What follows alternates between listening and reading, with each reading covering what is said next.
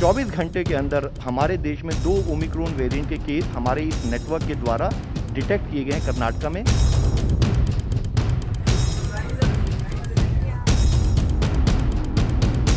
We have already discussed with our experts. Supposing if it comes, what should be done? And all Okay. those things. So we are prepared. Of these positive cases, any symptoms that we are seeing in them? No, they are clinically stable. Okay. There is nothing odd or unusual.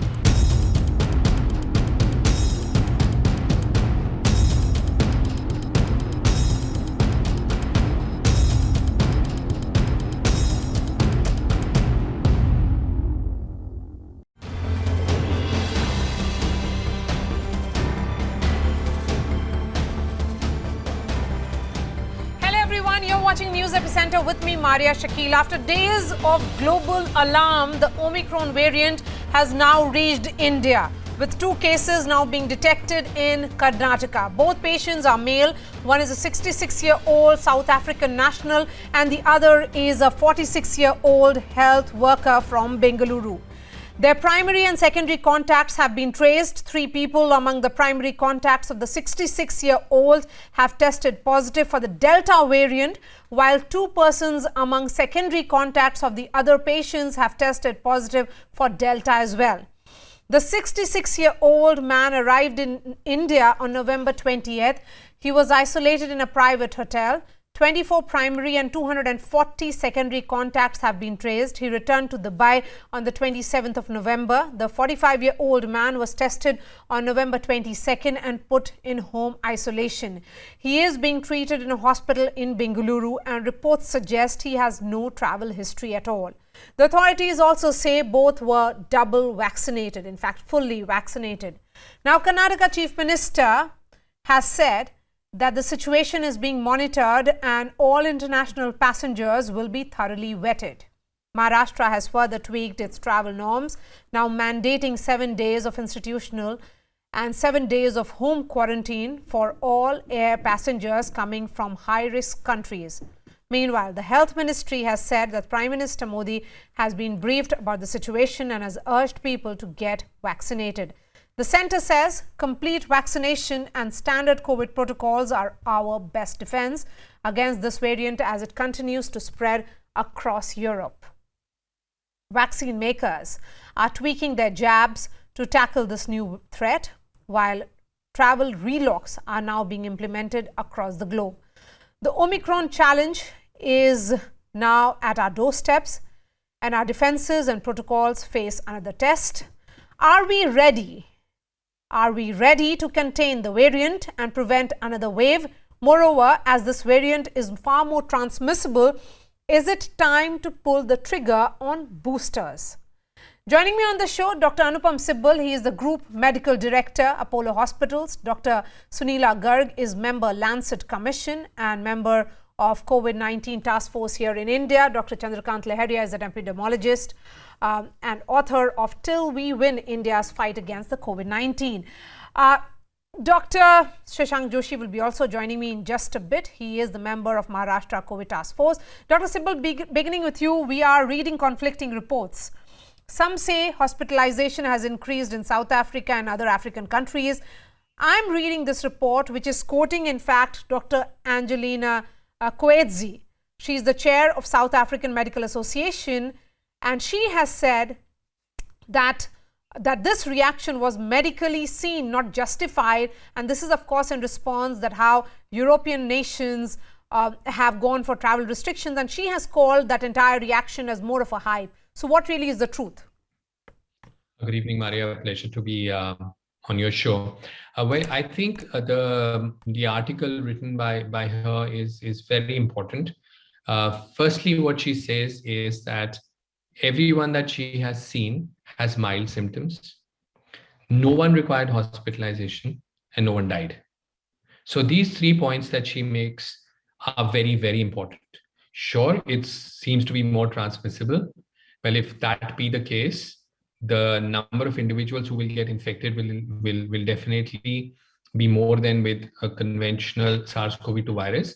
But as long as the symptoms are mild, there's no hospitalization, no ICU care, and no death, I think we are in the safe zone. Coming to vaccination, as has been discussed over and over the last 12 months or so, vaccination does not prevent infection in every individual. We know that. So just because the 2 individuals who have turned positive were both double vaccinated does not in any way make us believe that vaccination is not the sheet anchor of our protective strategy, because it is. And it prevents serious manifestations. And that is why vaccines are important. And that's why we definitely need to focus on vaccination. The other point I think that we need to reiterate, and of course, it's not surprising that we've had positive cases. After all, the number of countries where this variant of concern has been seen is now 25. Yes. And there is no way that you can actually keep this infection out of a country. It's just very hard, because what will you do? You'll do an RT-PCR the day before, but what if you're in incubation and you're going to be negative? But what we need is surveillance, and I think we have a robust system in place.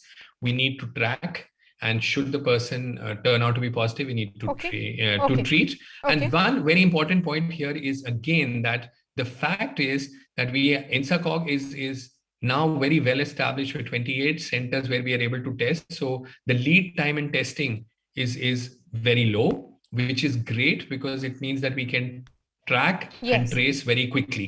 Then this is something that we didn't have at the start of last year. So then in that case, Dr. Leharia, today that 2 cases have been reported in India. Precautions are being taken, and we have started seeing the Health Ministry's daily briefing at 4 p.m, which is perhaps beginning from today. Again, I'm trying to understand, is the world at large being cautiously optimistic, or is there too much of a reaction here? Because again, as I've been saying, there are multiple reports talking about multiple things. There are conflicting reports. If the symptoms are so mild, but yet this is more infectious, then what does it actually mean for anybody who gets this virus? So what we need to remember, that initial reaction or response was after we learned that there are 50 mutations, and which could have been worrying. But now in last 7 days, we have understood the variant a little better. What we know that symptoms, most of the symptoms, at least till now, are mild. But I would also say that though we are hearing it's more transmissible, but if you look at the reports, including 2 cases from India, and their primary and secondary contacts were tested, and none of them were found positive for the variant. They were found positive for Delta variant, but not for the Omicron variant. So, and similar reports are coming from other parts of the world, that people who were the primary contact of the person who tested positive for Omicron variant are not positive.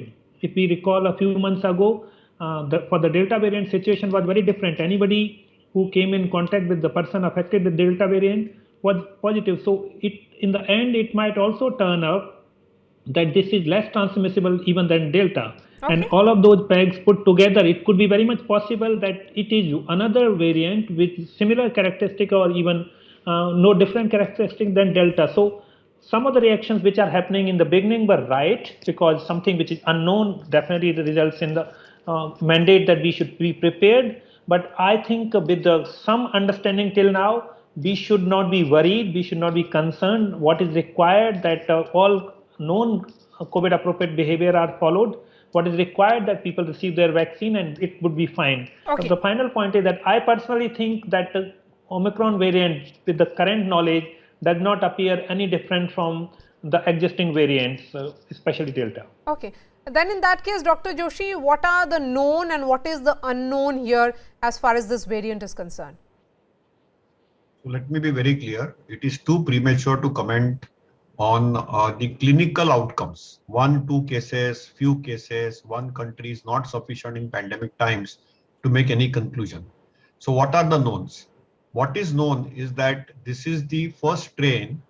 Currently the most dominant strain on planet Earth is Delta. Delta originated from India, and the only place on planet Earth where Delta has been fully wiped out 100% is South Africa, and that too in a span of 10 to 15 days. So one thing is clear cut, that from replacement of strain and dominance of strain, that fact has been proven beyond reasonable doubt in South Africa. and then there is community transmission. In the rest of the parts of the world, due to travel, there are sporadic cases. Sporadic cases means occasional case or two. And over the next 2 months, we will get some relationship on the transmissibility. Likelihood of transmissibility is higher. Now remember, exposure to original strain, exposure to Delta strain was predominantly in an unvaccinated population. Right. Exposure to Omicron is predominantly going to be in partially vaccinated population or doubly vaccinated population, because travelers who travel usually are doubly vaccinated. Though we have very good study published just yesterday in New England Journal of Medicine that vaccinated versus unvaccinated population, the viral loads are very similar. So they both carry the same amount of virus. So the second thing is the severity of disease, immune escape tendency, and mortality. The data is unknown. And in the first 2 to 3 weeks, we cannot make any prediction. Okay. All that will be known in another 3 to 6 weeks from now. Only then we will be able to make some conclusion. Okay. But what is the two separate things of Omicron clinically which we know? Number one, in South Africa, it was predicted that 80% of the population was affected with Delta, still or Beta, and still it has swept over them. So there has been one thing which is different from Delta, that there is reinfection. That term reinfection has been introduced by public health experts from South Africa. Second thing, which is very clear cut, which is an observation from South Africa, is that whatever disease is there, there is mild to moderate infection. Hospitalizations have gone up, oxygen requirement has gone up. However, ICU admissions have not gone up, and severe disease has not yet been documented. The main thing is that this is an airborne droplet virus. So we need to ensure that we double mask. Lot of people in India I'm seeing are unmasked or have chin masks or are using cloth masks, which may not be sufficient to protect. Right. And it's important that if you are having a cloth mask, have an additional 3-ply surgical mask. Okay. Number 2, be in a good air ventilated environment. Open your windows. Don't be in crowded, clustered environments. And thirdly, of course, ensure that you complete vaccination as early as possible to as many people as possible. Okay. So I think we need to be alert. We need to be cautious, but we don't need to panic. Okay. So how long as we prepared, do our basics how prepared right are and we keep as our a public country? I'm going to take that question in the second round that I asked the guests. But before that, Dr. Sunila Garg, your opening comments of view is that the high level of contagiousness paired with very mild symptoms may make Omicron a blessing in disguise. This is something that has been said, in fact, by virologist Mark Van Ranst, who is seen as a top Southern Africa virologist. He is saying if the Omicron variant is less pathogenic, but with greater infectivity, allowing Omicron to replace Delta, this would be very positive. Just explain to us, how will it be positive? Maria, it's going to be, it's a very important question. You see, because as of in Africa also, we have seen exponential rise in number of cases, but we cannot say basically, that these cases are more severe. So as, has been pointed out just by Dr. Joshi also, that, the virus is replacing, there are reinfections in this case, and it is replacing even the Beta variant also. So that means reinfections are almost there, all there. And then you see another important thing which we have seen is that in none of the, countries, across, 25 countries where we saw more than 300 cases, most of these cases are having milder infections. And, as far as the, hospitalization is concerned, this is also because of the panic reaction of the people, and more people reporting to the hospital or the healthcare facilities means more hospitalization. So that is one thing. If over a period of time, if we get a virus, which is milder in nature with less symptoms, so that is a blessing in disguise. And that will, we will be more capable of taking care of these individuals easily. It is more of reaction of panic in the initial phases because we do not know much about the virus and we are still yet to learn about this Omicron. So that's where is the panic, and that's where across the world, the panic button has been pushed, and that's where the reaction of different countries as to stopping of the flights and all that, which is, I see, a reactionary response. But we have to be very wise in this situation, not to panic. And as has been pointed out, even at the airports, along with the Ministry of Civil Aviation and Health Ministry, we have to have our monitoring or the checking protocols which is very, very correctly implemented. As of now, at one point of time, the airport is capable of handling about, 1,000+ individuals, and we have to see that how, over a period of time we can stagger and we can handle more people. And, the protocols are well laid out. That means, before traveling and at the time of travel, the PCR negative report, and when you reach from the risk countries, then if Yes. you are, So then in that so the- case, yes, while we look at the protocols in place, Dr. Sibal, help us understand. If the symptoms are mild and patients in South Africa, as the reports are suggesting, had headache, nausea, dizziness, then does it lead to hospitalization? And are the present vaccines here in India effective on this particular variant? Or is it too early to say that also? So Mario, to answer your question, we really don't know, because the clinical course, doesn't pan out in 5 days or 7 days, because we know that it takes much longer. So we have to wait for a couple of weeks. But, if the symptoms are mild and they don't require hospitalization and don't require ICU care, well, then that's fantastic news. In terms of vaccine protection, as long as the infection is not serious, even if someone turns positive because of the vaccine that they've had, well, then that's a win-win. And that's really what we are hoping for, to prevent serious manifestations. And that's what the vaccines are supposed to do. No one ever said that the vaccine is going to provide 100% protection from infection. So I think we'll get to know in the next few weeks how this pans out. But one thing is very, very clear. We have learned a lot from, whether it's screening, whether it's INSAGOG, the whole genomic surveillance, the whole tracking mechanism in place. Should there be need for hospitalization, I think the experience that we've had over the last 1 year, the availability of essential commodities that we need, oxygen availability, should the need arise, and I'm going on saying should the need arise, because we really don't know, and we hope that there is no such need. But I think all those learnings will come in handy, and we're going to be way better prepared than we were. Yes. Because what we saw between Feb and March was huge. We had 10,000 cases in Maharashtra when the number started to increase, and 4 weeks later we had 10,000 cases in Delhi alone. So clearly we didn't have time at that point in time to be able to handle the kind of numbers that we had. And let's not ignore the fact that 400,000 a day is huge for any system. Absolutely. So this time around, I think we would have systems in place, and we do have systems in place based on the learning from the last year. Okay, Dr. Joshi, come in on this. If this variant has 40 to 50 mutations, then will it be behaving differently in different population, demographic? Because as far as South Africa is concerned, where it was first detected, there have been no reports of hospitalization or deaths as a result of this particular variant. So I think we are making this comment very prematurely. We need at least to give any virus 3 months to 6 months before we can make that comment. I think in 10 or 15 days or 20 days to say that is not correct. Okay. Also, that is also not correct that hospitalizations have not gone up. In the last 2 weeks itself, in fact, in the last 7 days, there has been doubling of hospitalizations. Only severe disease has not occurred and deaths have not occurred. Usually, whenever any new strain comes, the outcome are known after 6 weeks or 8 weeks. So I think we need to be patient. It is whether it will have the severe or pathogenic variation, only time will tell. So I think we should not be speculated at this point. Let us be patient. As far as public health is concerned, it is more transmissible. But the primary and secondary from sporadic cases has not shown any transmission. But predominantly, remember, their exposure is probably in a vaccinated cohort. So I think we know precious little.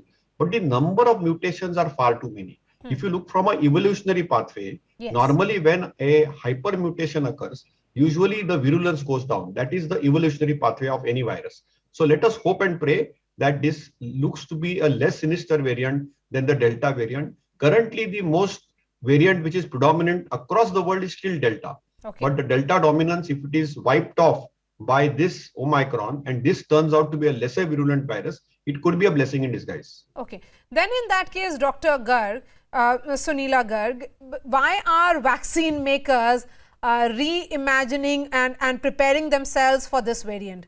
If very little is known, then shouldn't we be going with this faith, perhaps, that the current vaccines that are there in various countries will be effective enough in giving that protection that is needed for any individual?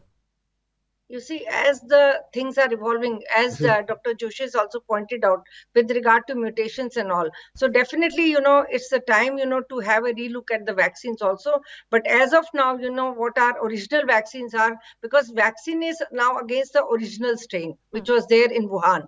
So that is where, the vaccines were meant to, not prevent the, occurrence of infection, but they were meant to prevent the severity of infection or the moderate nature of the disease. So as of now, as the virus is mutating over a period of time, as part of science, we need to relook at the vaccine. And like flu vaccine, every year WHO issues a guideline that this year, this is the vaccine strain which you are going to use. So this is how we have to work in future as well, because we cannot be sitting with the original, and this is how the science moves. Okay. But as far as, the hospitalization part also, I like to add one more comment.